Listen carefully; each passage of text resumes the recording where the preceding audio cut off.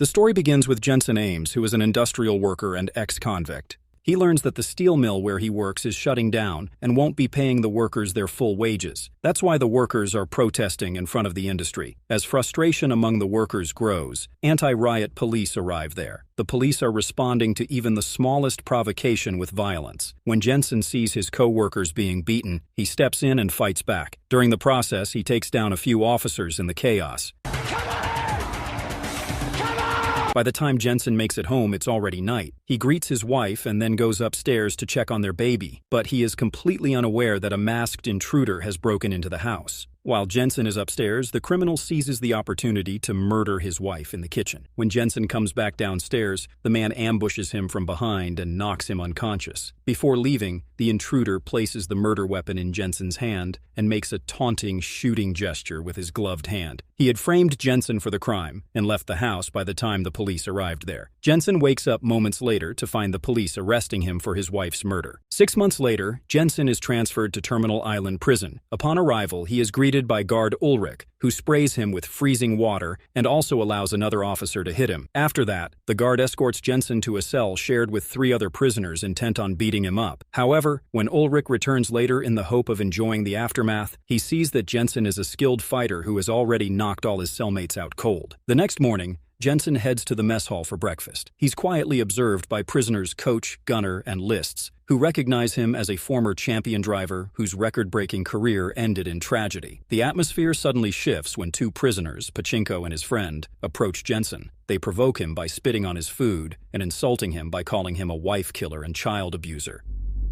Hearing this, Jensen snaps and attacks Pachinko, but before the fight escalates, the guards intervene and drag him away to meet Claire Hennessy, who is the prison warden. In her office, Claire reveals that she knows all about Jensen's past as a phenomenal driver. She offers him a deal. She wants Jensen to take on the role of Frankenstein, who was the masked racer in this death race. The real Frankenstein died on the operating table after his last race, but the public doesn't know this yet. This makes it easy for someone else to take his place behind the mask. Frank was a fan favorite and an iconic legend, which is why Hennessy is determined to keep his death a secret. She needs the myth of Frankenstein to live on and revive the show's ratings since his passing. Hennessy tells Jensen that according to the rules, a driver earns their freedom after winning 5 races. Since Frankenstein had already won 4, Jensen would only need 1 more victory to secure his release. Despite the tempting prospect of freedom, Jensen hesitates because risking his life in a deadly race isn't a decision he takes lightly. But Hennessy won't take no for an answer. She threatens him with solitary confinement to ensure that he can't reveal her secret in the prison. Now Jensen is left with no choice but to agree with the offer. Jensen is then taken to the prison's auto shop, where he meets Coach and his team, the mechanics responsible for maintaining Frankenstein's car. They explain the rules to Jensen. Every team operates independently, and there's no helping each other. Jensen also notices a large workshop where Hennessy has been secretly building something for weeks. Only a select few people, including Coach's team and a handful of guards, know Jensen is the new Frankenstein. Hennessy's control over the prison ensures her secret remains safe. After that, Coach introduces Jensen to his car, which is a heavily modified Mustang V8 Fastback. It's equipped with an array of offensive and defensive gadgets, but no ammunition is loaded on the car until race day to prevent prisoners from attempting an escape. The coach tells Jensen that escaping is not an option from this hell, as the prison is on an island. The only way out is a narrow bridge, which would be swarmed with police cars and helicopters at the first sign of a breakout. After getting familiar with the car, Jensen joins the team in the prison yard to continue their conversation. Coach explains the structure of the race, which is divided into 3 stages. In the first 2 stages, the goal is to eliminate as many opponents as possible. In the final stage, speed is the key to crossing the finish line first. Each driver is assigned a navigator, who is typically a woman brought in from the women's facility. The only exception is Joe, who uses a team member instead. He's notorious for shifting through female navigators so quickly that it makes even the audience uncomfortable. Then, a team member, Lists, begins briefing Jensen on the key drivers in the race, all of whom are present in the yard. There's 14K, who is a Triad member and MIT graduate. Then there is Hector Grimm, who is a certified psychopath who idolizes Hennessy too. After that, we get introduced by Slovo Pachenko, who is the Aryan Brotherhood leader, and Travis Colt, who is a disgraced ex-NASCAR star. Their conversation is cut short when Joe and his crew approach Jensen. They insult Jensen and deliver the message that this race is only between Joe and Frankenstein. Just then, A van arrives in the prison, which is returning inmates from a work area. Jensen notices something unusual about their wrists. They're wearing GPS tracking bracelets on their hands. The sight triggers a realization to Jensen that the man who killed his wife had been wearing one of those bracelets too. The day of the first race stage finally arrives.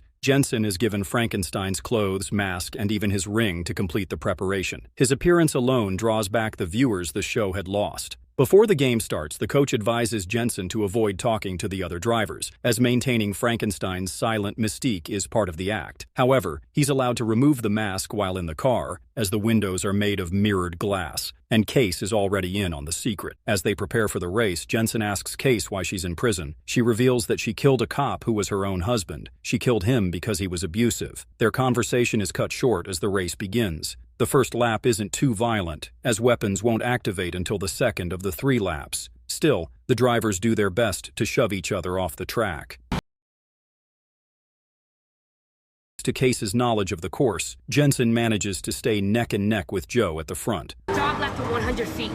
When Case spots a shortcut, she guides Jensen through it, which allows him to take the lead. Once the second lap starts, Hennessy activates the shields and weapons. Activate swords and shields. Now, the drivers must steer their cars over special manholes, hitting all 4 wheels to enable their attacking gadgets. Chaos erupts as the race turns into a full-scale battle. Also, Hennessy ups the stakes by activating the Death Heads, which are actually the deadly obstacles placed strategically on the track. A driver named Grimm uses them to his advantage and kills a minor driver by slamming his car into one of the traps. He then slows Joe down by shooting oil at his car and temporarily knocks him back. But Grimm's reign is short-lived. Soon, 14K takes him out by launching a missile and forcing Grimm off the track. His car crashes and Grimm comes out of it. Joe finishes him off by running him over. During the race, Jensen manages to activate the weapons, but his machine gun jams. That's why Case bravely climbs onto the hood to fix it, but this draws a hail of bullets from the other drivers on Jensen's car. Thanks to Jensen's sharp driving skills, he dodges the gunfire, and Case safely returns to the passenger seat. As the race intensifies, Jensen steals a defense manhole from Colt, but just like with the real Frankenstein, none of his defense systems work at that time. The rear shield is quickly wearing down by the bullets being fired at. Thinking fast, Jensen comes up with a risky plan. He instructs Case to unhook the napalm canister and sit on his lap. Go to my left. What? Then, he ejects her seat, which is now carrying the napalm, and it fells straight at Colt's car. The napalm smashes into Colt's vehicle, and Case follows up by throwing the car's lighter, igniting the napalm, and setting Colt's car on fire. With Colt eliminated, Jensen once again faces Joe head-to-head. Suddenly, Jensen notices Pachenko making a familiar hand gesture. It is the same one the man who killed his wife made before fleeing the scene. Distracted by this vision, Jensen loses focus. Joe seizes the opportunity and slams Jensen's car, which forces him into last place while Pachenko claims first. By the end of the race, 3 drivers are dead, and 6 remain for the next stage. Back at the garage, Coach and his team inspect the car and find no issues with the gadgets. They're baffled as to why the systems failed during the race. Jensen is now frustrated and suspicious about Hennessy. He confronts her after some time and accuses her of planning everything from framing him for his wife's murder, rigging the race, and using Pachenko to lure him into taking over as Frankenstein. Hennessy doesn't confirm his suspicions but counters with another threat. She shows Jensen a photo of his daughter, who is now in a foster home. Hennessy reminds Jensen that if he wants to see his daughter again, he needs to play along in the death race game. As Jensen is unable to do much about Hennessy's threats, he returns to the yard and chats with Coach. Jensen asks why Coach doesn't wear a prisoner number. So, Coach explains that he's technically not a prisoner anymore as he qualified for parole 3 years ago. However, he couldn't bring himself to leave this place as the outside world had changed too much, and he preferred the familiarity of the prison and its races. The coach also reveals that he doesn't believe Jensen killed his wife. Later that evening, while working on his car, Jensen spots Pachenko walking by and decides to follow him to his team's pit. There, Jensen is ambushed by Pachenko's men. Pachenko lands a few punches on Jensen before grabbing a heavy tool. Killed my wife. He intends to smash Jensen's head with this heavy tool despite knowing he's under Hennessy's protection. But, before Pachenko can strike, Liszt intervenes and stabs Pachenko in the back with a pen. Seizing the moment, Jensen grabs a metal stick from the ground and uses it to stab one of Pachenko's men. He then knocks out his captors and then turns his attention to Pachenko. He starts punching Pachenko, throwing him into nearby equipment and slamming him into crates. Finally, Pachenko admits that Hennessy ordered him to kill Jensen's wife and that Ulrich was the one who brought him to the house. Just as Jensen is about to deliver a fatal blow, Ulrich and another guard arrive there and break up the fight, pulling Jensen away. The next day, just before the second stage of the race begins, Pachenko taunts Jensen again, repeating the same hand gesture that haunted him the night his wife was killed. This time, when the race begins, Jensen deliberately starts driving slowly and takes a tunnel to have a private conversation with Case. In the tunnel, Jensen accuses Case of possibly killing the real Frankenstein. Did you kill the old Frank? What? He points out the suspicious failure of the car's gadgets in 2 consecutive races. When she hesitates to answer, Jensen threatens to eject her from the car if she doesn't reply to him honestly. Seeing this, Case confesses that she sabotaged Frank's rear weapons under Hennessy's orders. Actually, she was lured by the promise of her freedom. She insists the goal was never to kill Frank. It was an accident caused by Frank's desperate attempt to win without functional weapons. Hennessy's real aim was to ensure Frank lost, so she could keep him in prison and exploit his fame for the show. With his suspicions confirmed, Jensen shifts gears and speeds back into the race. For now, he ignores Joe and sets his sights clearly on Pachenko. Clash on the track repeatedly and attempt to force each other off, but neither succeeds. Jensen then takes a bold strategy as he activates the weapon's manhole instead of the defense system. This puzzles everyone since his car's weapons are mounted at the front. Moments later, Jensen surprises the entire crowd by spinning the car around and driving backward. He then shoots a barrage of gunfire on Pachenko's vehicle. Once the damage is severe enough, Jensen turns back around and releases a smoke screen. Smoke makes Pachenko crash into a concrete barrier. After that, Jensen stops his car, steps out, and approaches Pachenko. Without hesitation, he breaks Pachenko's neck in cold blood and avenges his wife. Meanwhile, Joe decides to swap out his navigator in the middle of the race. Just then, Hennessy seizes the opportunity to unveil the secret weapon she's been preparing for weeks. Release the dreadnought. It is a massive, heavily armed tanker truck dubbed Dreadnought. The Dreadnought is terrifying and unmatched in power. It tears through the track, swiftly catching up with the racers and immediately obliterating 2 minor competitors.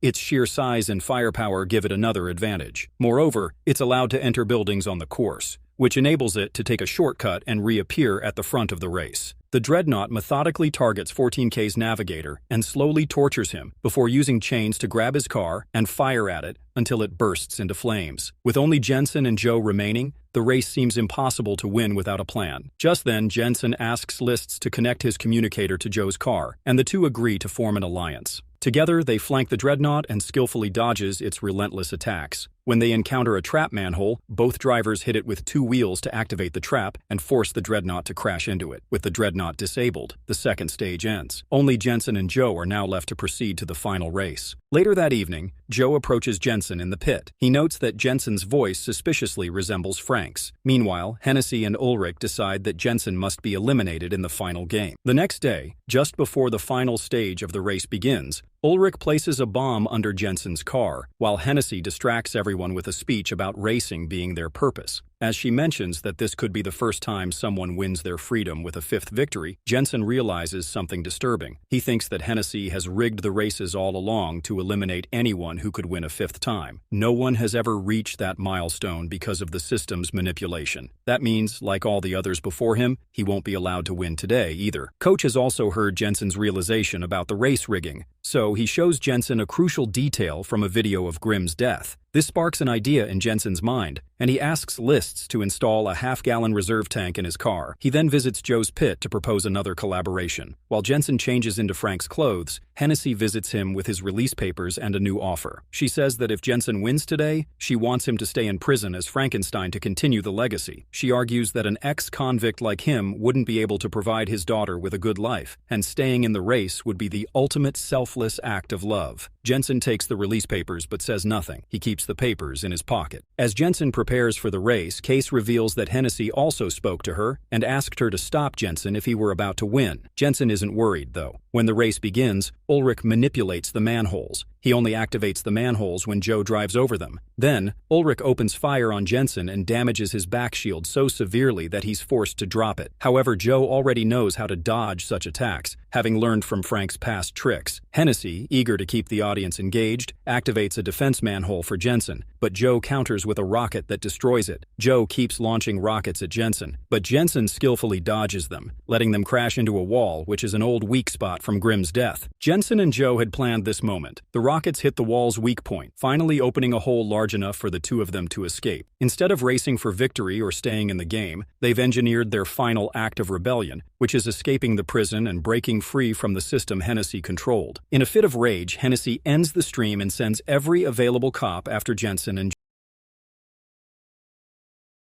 She then presses the detonator for the bomb under Jensen's car. However, her plan fails because Coach and his crew have already removed and deactivated the bomb. Meanwhile, Jensen and Joe speed toward the bridge, but the police cars are closing in. It's time for the next part of their escape plan. Jensen releases the extra half-gallon reserve tank, which he had planned to drop earlier. The tank hits the pursuing police cars, causing an explosion and a fiery wall that blocks the path of police and prevents any more vehicles from following them. The two convicts manage to make it across the bridge gates. They then split up onto two different roads to confuse the helicopters that are hot on their tail. The helicopters focus on Jensen, as he is the most important target. Meanwhile, Case agrees to help Jensen with the final stage of the plan because she feels she owes it to Frank, and since Hennessy has already given her release papers, she's confident they'll let her go once it's all over. As they drive past construction cranes, Jensen takes the opportunity to leap off the car and hide beneath their shadows. Case takes over the wheel and drives a little farther before the helicopters force her to stop with a wall of fire. When she exits the car with her hands raised in surrender, she's wearing Frank's clothes and mask, so now she has taken his place. This twist leaves everyone confused. The Case is now assuming the identity of Frankenstein and helping Jensen to escape from Hennessy's grip. Case is arrested by the cops and taken back to prison,